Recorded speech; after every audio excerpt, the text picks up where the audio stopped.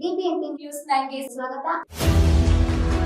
ಬೆಂಗಳೂರು ಜಿಲ್ಲೆಯ ಹೊಸ ಭರವಸೆಯಾಗಿ BBMP news 9 Karnataka ರಾಜ್ಯ ವ್ಯಾಪ್ತಿಯಲ್ಲಿ ನಡೆಯುವ ಎಲ್ಲ ವಿಚಾರಗಳನ್ನ ನಿಮಗೆ ತಿಳಿಸೋ ಕೆಲಸ ಇಂದಿನಿಂದ ನಮ್ಮದಾಗಿರುತ್ತೆ.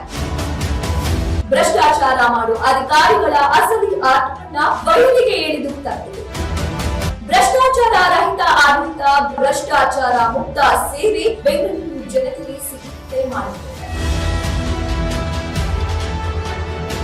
ಇದು ಭರವಸೆ ಮಾತ್ರವಲ್ಲ, ಕರ್ನಾಟಕ ಜನತೆಗೆ ನೀಡಿರೋ ವಾಗ್ದಾನ. ಮೊದಲಿಗೆ ಮುಖ್ಯಾಂಶಗಳು. ಕುಮಾರಸ್ವಾಮಿ ಅವರು ಮತ್ತು ಅವರ ಕುಟುಂಬದವರು 97 ಎಕರೆ ಅಕ್ರಮ ನಡೆದಿದೆ ಅಂತೇಳಿ SR ಹಿರೇಮಠರವರು ಹೈಕೋರ್ಟ್ ನಲ್ಲಿ ದಾವೆಯನ್ನ ಹೂಡಿದ್ದಾರೆ. ಅದು ಕೋರ್ಟ್ ನಲ್ಲಿದೆ ಮ್ಯಾಟರು. ಈಗ ಆಲ್ರೆಡಿ ಅವರು ಮಾನ್ಯ SR ಹಿರೇಮಠ ಅಂತೇಳಿ ತಮಗೂ ಗೊತ್ತಿದೆ, ಅವರು ಸಮಾಜ ಪರಿವರ್ತನಾ ಸಂಘಟನೆ, ಅವರು ಸಮುದಾಯ, ಅವರು ಹೈಕೋರ್ಟ್ನಲ್ಲಿ ಒಂದು ಕೇಸ್ ಹಾಕಿದ್ದಾರೆ. ಮಾನ್ಯ ಕುಮಾರಸ್ವಾಮಿ ಅವರು ಮತ್ತು ಅವರ ಕುಟುಂಬದವರು ಸುಮಾರು ನಂಬರು ಸ್ವಲ್ಪ ನನಗೆ ಬಹುಶಃ 90 ಎಕರೆಗಿಂತ ಹೆಚ್ಚು ಜಾಗ, 97 ಎಕರೆ ಜಮೀನು ಅವರ ಕುಟುಂಬದವರು, ಅವರು ಮತ್ತು ಅವರ ಕುಟುಂಬದವರು ವಶದಲ್ಲಿದೆ. ಇದಕ್ಕೆ ಮೂಲ ದಾಖಲೆಗಳು ಇಲ್ಲ.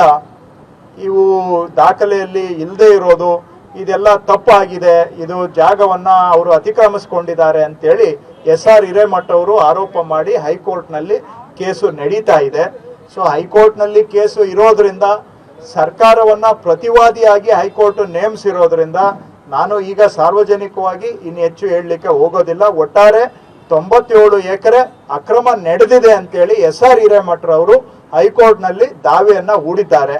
ಹಿಂದೆ ಲೋಕಾಯುಕ್ತದಲ್ಲೂ ಕೂಡ ಕೇಸ್ ಇತ್ತು, ಇವತ್ತು ಹೈಕೋರ್ಟ್ನಲ್ಲಿ ಕೇಸ್ ನಡೀತಾ ಇದೆ. ಹೈಕೋರ್ಟ್ನವರಿಗೆ ನಾವು ಎಲ್ಲ ಸಹಕಾರವನ್ನ ಕೊಡ್ತಾ ಇದ್ದೇವೆ. ಸರ್ಕಾರದ ಹೇಳಿಕೆ ಏನಿದ್ರು ಕೂಡ ನಾವು ಹೈಕೋರ್ಟ್ ಮುಂದೆ ಹೇಳಿಕೆಯನ್ನ ಸಲ್ಲಿಸ್ತೇವೆ. SR ಹಿರೇಮಠರವರ ವಾದ ಏನಿದೆ, ಇವರು ಬೇರೆಯವರಿಂದ ಕೊಂಡ್ಕೊಂಡಿದ್ದಾರೆ, ಆದರೆ ಯಾರಿಂದ ಕೊಂಡ್ಕೊಂಡಿದ್ದಾರೆ ಅವರಿಗೆ ಸರ್ಕಾರದಿಂದ ಮಂಜೂರಾಗಿರೋದಕ್ಕೆ ಯಾವುದೇ ದಾಖಲೆ ಇಲ್ಲ ಅನ್ನುವಂಥದ್ದು ಅವ್ರ ವಾದ. ಸೊ ಯಾರ್ದು ದಾಖಲೆ ಇಲ್ಲದೆ ಯಾರೋ ಹೆಸರಿನಲ್ಲಿ ಜಮೀನ್ ಇದ್ದಿದ್ದನ್ನ ಅವರು ಮೂಲ ಮಂಜೂರಾತಿ ಆಗಿಲ್ಲದೆ ಇರೋದನ್ನ ಇವರು ಖರೀದಿ ಮಾಡಿದ್ದಾರೆ ಅನ್ನುವಂತಹದ್ದು ವಾದ.